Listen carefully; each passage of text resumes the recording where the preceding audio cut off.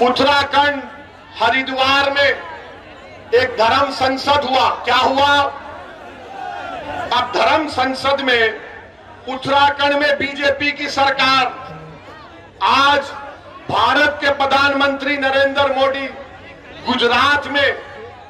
गुजरात में ईसाइयों के चर्च के में जाकर कहा कि भारत की अखंडता को बरकरार रखना है, भारत की यूनिटी को बरकरार रखना है। देश के प्रधानमंत्री ने कहा बड़ी अच्छी बात है, बड़ी अच्छी बात है।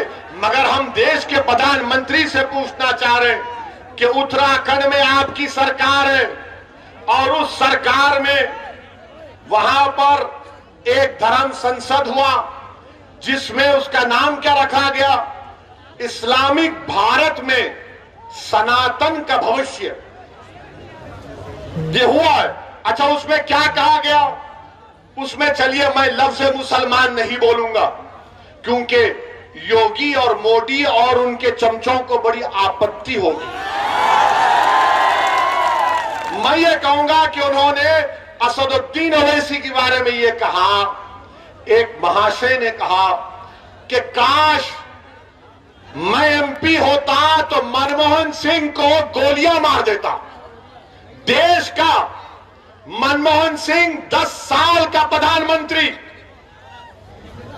अगर मैं पार्लियामेंट में होता तो एक महाशय बोले, उनका नाम नहीं बोलना चाह रहा हूं मैं, ना छोड़िए, नाम तो सिर्फ अल्लाह का रहेगा, याद रखो, नाम तो सिर्फ अल्लाह का रहेगा और किसी का नाम नहीं रहेगा इंशाअल्लाह ताला। अब उस पर भी इनको तकलीफ हो जाएगी। तो एक महाशय ने कहा कि अगर मैं पार्लियामेंट में होता तो नाथूराम गोडसे की तरह 6 गोलियां भारत के एक्स प्राइम मिनिस्टर को गोली मार देता।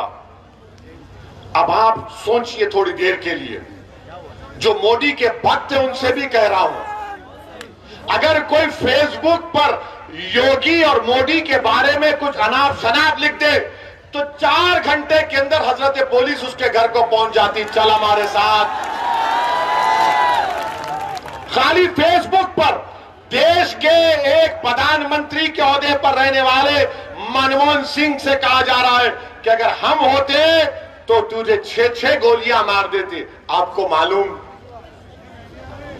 लंबा अरसा हो चुका ये होकर, 4-5 दिन हो चुके, एक भी गिरफ्तारी नहीं हुई, एक भी गिरफ्तारी नहीं हुई है। अरे मनमोहन सिंह की तो इज्जत नहीं करते तो देश के प्रधानमंत्री के ओहदे की तो इज्जत करो। आज मोदी प्रधानमंत्री है, कल कोई और होगा इंशाअल्लाह, मगर उस ओहदे की तो अजमत, उसका इकबाल रहना चाहिए ना।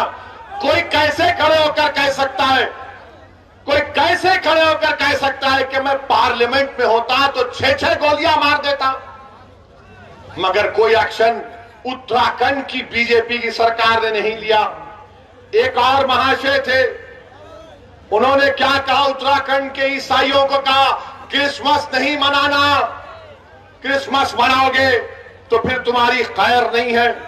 अच्छा, एक और महाशय ने कह दिया कि मैं भगवा संविधान दे रहा हूं।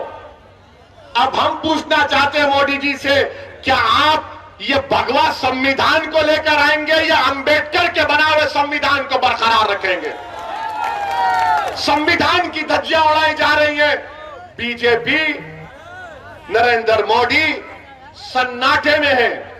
और फिर एक और मैडम ने कहा, वन मैडम हैज सेड, क्या कहा मैडम ने? मुझे 100 सिपाही चाहिए जो 20 लाख ओवैसी की तरह लोगों को मार दे। भाषण में कहा, कमरे में नहीं, भाषण में कहा। और कहा कि भारत का संविधान गलत है और भारत के लोगों को नाथूराम गोडसे की पूजा करनी चाहिए। क्या करनी चाहिए? पूजा करनी चाहिए। वो गांधी का कातिल हरामी गोडसे की पूजा करेंगे। इस आजाद हिंदुस्तान का अगर सबसे पहला टेररिस्ट कोई था, नाथूराम गोडसे था। और मैडम बोल रही है उसकी पूजा करनी चाहिए। अच्छा, एक और महाशय बोले, क्या बोले कि आप वो अपील कर रहे हैं, अपने हिंदु भाइयों से कह रहे हैं, मुझे यकीन है कि हिंदू भाई उसका नहीं मानेंगे, कह रहे कि हथियार उठा लो ताकि 2029 में कोई मुसलमान प्रधानमंत्री ना बन जाए। और फिर वही एक और साहब कह रहे हैं कि जिस तरह म्यांमार में रोहिंग्या मुसलमानों को उनके मुल्क से निकाल दिया गया, उसी तरह मुसलमानों से उस तरह का हशर करना चाहिए। कोई मुकदमा नहीं, कोई गिरफ्तारी नहीं। और फिर एक और महाशय ये कह रहे कि शस्त्र रखो, तलवार रखो और जंग तलवार के जोर पर जीती जाएगी। और फिर एक और महाशय ने कहा कि मुसलमानों के गांव को खाली कर दो। और एक और महाशय ने कहा कि जब तुम हमारी इस धर्म संसद से जाओगे तो ये इरादा करके जाओ कि किसी को नहीं छोड़ा जाएगा, रोहिंग्या मुसलमानों की तरह भारत के मुसलमानों का हशर कर दिया जाएगा। मैं नरेंद्र मोदी से एक सवाल कर रहा हूं, आपने गुजरात में आज कहा कि देश की यूनिटी को, अखंडता को बरकरार रखना चाहिए। बताओ, देश के प्रधानमंत्री, आप मेरे भी प्रधानमंत्री हैं, आप देश के प्रधानमंत्री हैं, आपने भारत के संविधान पर हल्फ लेकर भारत के तमाम नागरिकों की हिफाजत का जिम्मा आपने लिया है। बताओ, क्या आप इनकी बातों से मुत्तफिक है? अगर नहीं है तो फिर ये खुले क्यों घूम रहे हैं? और बाबा ये बताओ, ठोक दो, क्या करोगे तुम अब? ये धर्म संसद में इस तरह की बकवास कही गई और वहां के डीजीपी साहब कहते हैं अनलॉफुल एक्टिविटीज प्रिवेंशन एक्ट नहीं लगेगा। डीजीपी साहब, हमको भी थोड़ा कानून आता है, आपकी तरह नहीं आता होगा, मगर भारत का कानून यह है कि जब भारत की आर्मी से कह रहे हैं लोग मुसलमानों को मार दो, तो क्या आप 121A का दफा नहीं लगा सकते? क्यों नहीं लगाया आपने, मेरा एक सवाल। और फिर आप 124A लग सकता है, धमकी 503 लग सकता है, आर्म्स एक्ट लग सकता है, और फिर आप सेक्शन 108 अबेटमेंट लग सकता है। और अगर यूएपीए नहीं लग सकता तो झूठ। यूएपीए में आप इन तमाम ऑर्गेनाइजेशन को बैन करो इनको, जो मनमोहन सिंह को मारने की धमकी दे रहे हैं, जो मुसलमानों को, भारत के मुसलमानों को, रोहिंग्या मुसलमानों का हाल करना चाहते। कुछ एक्शन बीजेपी नहीं लेगी। ये इस तरह की बातें ये लोग कर रहे हैं। और बीजेपी के लोग ओवैसी की 45 सेकंड की तकरीर पे पेट में दर्द हो जाता है। आप सोचिए, नहीं, ये जज्बात में लाने के लिए नहीं कह रहा हूं, याद रखिए, ये अंग्रेजी में बोलते ना, नहीं, ये फ्रिंज है। ये फ्रिंज नहीं, ये मेन एलिमेंट है।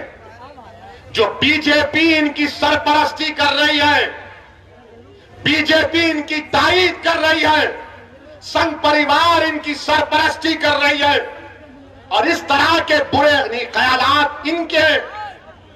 अब बताओ आप कि एक मजहब के मानने वालों को, जो भारत के बाइज़्ज़त शहरी है, अक़लियत है, अल्पसंख्यक है, माइनॉरिटी है, उनको मारने की बातें हो रही हैं और कोई केस, कोई गिरफ्तारी अब तक नहीं होती। अच्छा, अब सवाल यह पैदा होता है कि क्या अखिलेश यादव की पार्टी ने इनके खिलाफ कंप्लेन की? उत्तराखंड में भी समाजवादी है। कांग्रेस इलेक्शन लड़ने जा रही है, क्या कांग्रेस ने कंप्लेन दी? किसने दी? मजलिस इत्तेहादुल मुस्लिमीन के डॉक्टर नैयर कासमी ने जाकर कंप्लेन दी। क्यों कंप्लेन नहीं दी समाजवादी और कांग्रेस ने?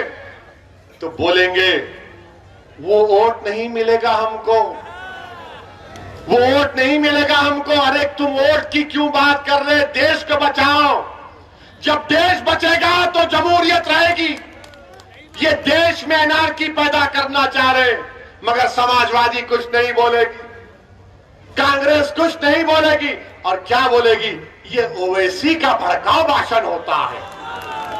ये भड़काऊ भाषण देता है। मैं एक एक लफ्ज को सच्चाई के साथ बयान कर रहा हूं, एक एक लफ्ज को सच्चाई के साथ आपके सामने बयान किया हूं।